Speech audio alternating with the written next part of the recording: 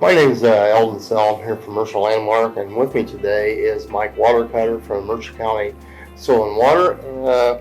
We're here to talk a little bit about cover crops today, and I got a few questions that a lot of farmers do ask. One of them would be, I'm interested in cover crops, but why should I plant them? Well, that's a good question. Cover crops are a great practice to do on your farm. The benefits of cover crops are endless with soil health, microbial health, compaction, and nutrient release and absorption. Okay. Another question is, how should I get started with cover crops, and what all do they entail, and what would you recommend? Well, the best way to start into cover crops is probably just with a single species blend. To do a 6-way blend right off the bat would just be a lot to ask for. So do something like cereal rye, clover, something that's going to give you some weed suppression out there with the growth of those cover crops. Okay.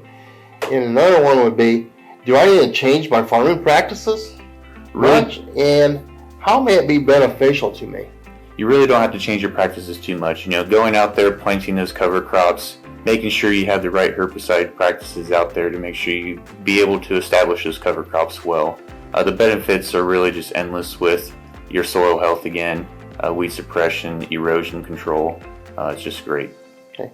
And I've heard of other things too, like the H2Ohio. Could you tell me a little bit more about that? So the H2Ohio program is a great program here that we're doing with the Mercer County Soil and Water. You'll sign up. There's about 8 different practices you can do. A lot is with manure incorporation and overwintering cover crops. So establishing those cover crops before October 15th.